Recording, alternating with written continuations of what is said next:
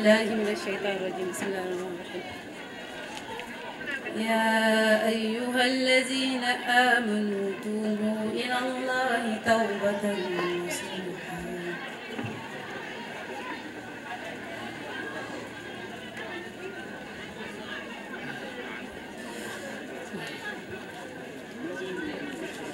أعوذ بالله من الشيطان الرجيم بسم الله الرحمن الرحيم يا أيها الناس إنا خلقناكم من ذكر وأنثى وجعلناكم شعوبا وقبائل لتعارفوا إن أكرمكم عند الله أتقاكم إن الله عليم خبير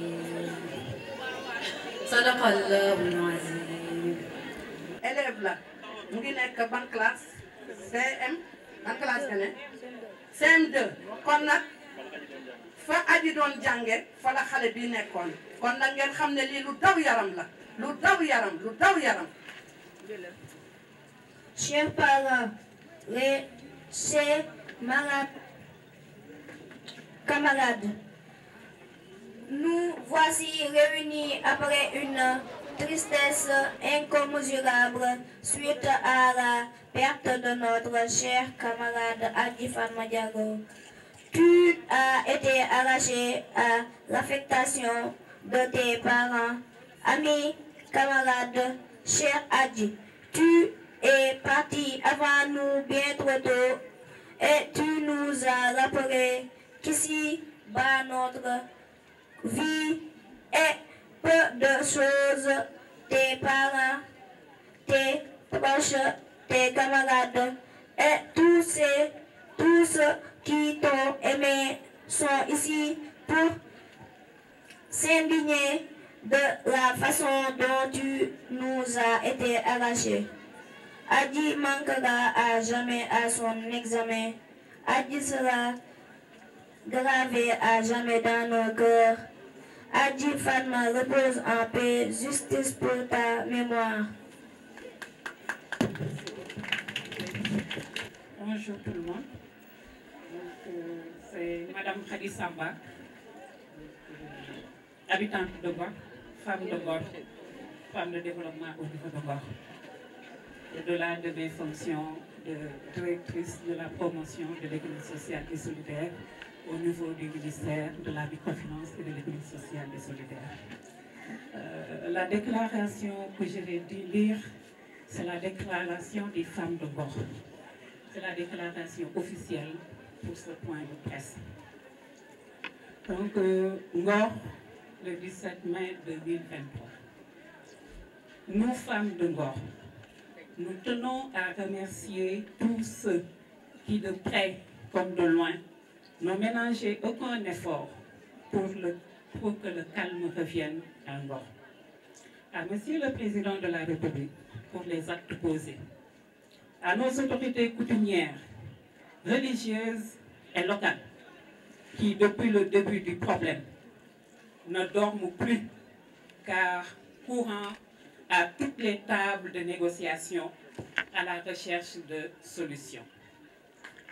À nos jeunes pour leur engagement et détermination pour aspirer à de meilleures conditions de vie et d'existence, nous leur demandons de se ressaisir. Depuis un mois, plus précisément le mardi 18 avril 2023, veille de Korité, Ngor est le théâtre de violents affrontements entre la population et la gendarmerie. Pour s'être opposé à l'occupation du terrain Arem Mam Tamsir par la gendarmerie. Nos enfants ont été molestés et blessés. Nos enfants ont été arrêtés, nos maisons saccagées et comble de tout. Notre fils Adji Fatma Diallo, élève en classe de CM2, tué. Une pauvre innocente qui rêvait certainement, comme tous ses camarades de classe, de voir le lycée de Ngor construit sur ce terrain pour y poursuivre leurs études moyennes et secondaires. Nous, femmes de Ngor, nous ne pouvons oublier ce mardi 9 mai 2023, où la violence a connu son paroxysme. Nous nous inclinons devant la mémoire de notre regrettée fille et prions que Dieu lui réserve une place de choix dans son paradis céleste. Nous vous informons, et fort heureusement, nous vous informons que l'enterrement de notre fille est prévu demain. Et nous invitons toute la population à y prendre part. Nous sommes en train de penser nos blessés et d'accompagner nos détenus pour leur libération.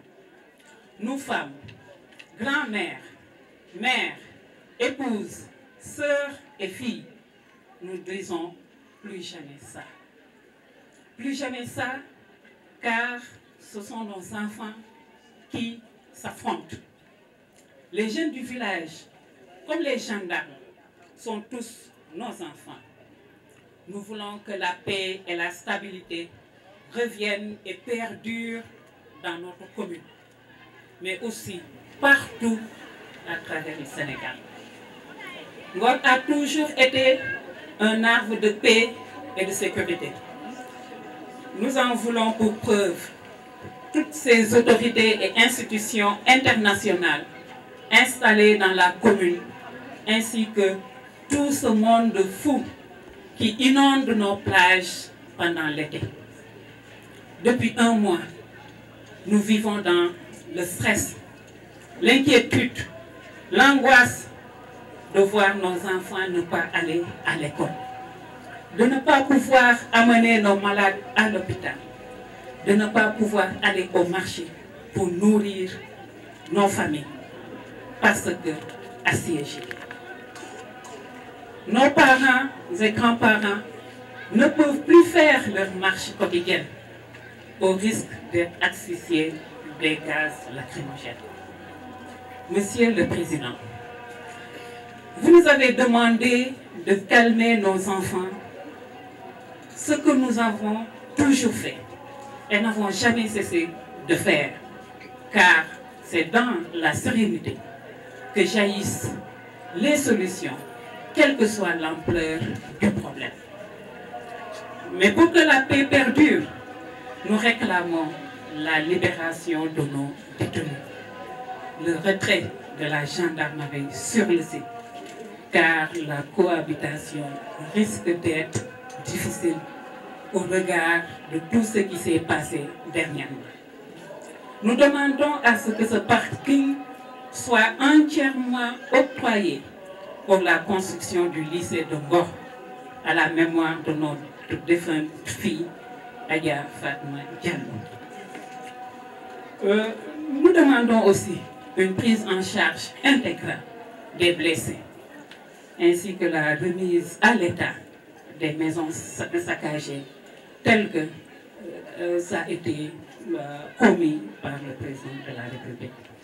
Nous restons donc, Monsieur le Président de la République, attentifs à la matérialisation des instructions que vous avez données lors de l'audience accordée à la délégation de Ngor. Nous ne voulons plus voir nos enfants s'entretuer. Nous ne voulons plus voir nos enfants s'entretuer. Nous voulons pouvoir vaquer librement à nos occupations et ne pas être malmenés. Nous réclamons paix et sécurité dans notre commune. Nous ne prenons pas la violence. Nous sommes pour l'apaisement. Et donc paix pour notre commune, mais paix pour le Sénégal. Que la paix s'instaure définitivement à Ngor et partout au Sénégal. Nous avons santé à la julli Seydina Muhammad sallallahu alayhi wa sallam.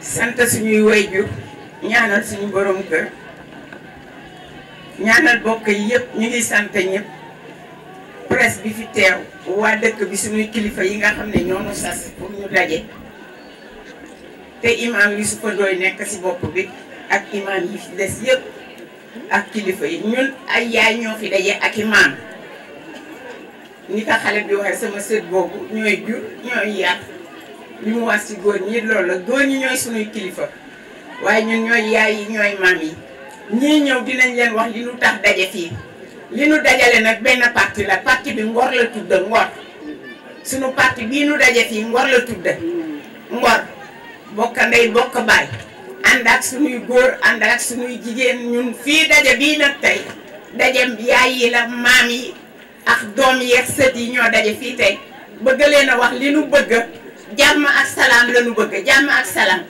jàmm ak salaam li koy indi na ñoom dinañ leen wax li koy indi lu mu doon jàmm du xëy rek ne teew si kanamu nit ki am na lu koy indi ginnaaw bi li fi jaaree ba noppi jàmm ak salaam la nu bëgg ak am jërë ngeen jëf yal na yàlla dolli si tool te lépp lu nu fi wax yal na nu ko yàlla defal jaay nabil Muhammad sallallahu alayhi wa sallam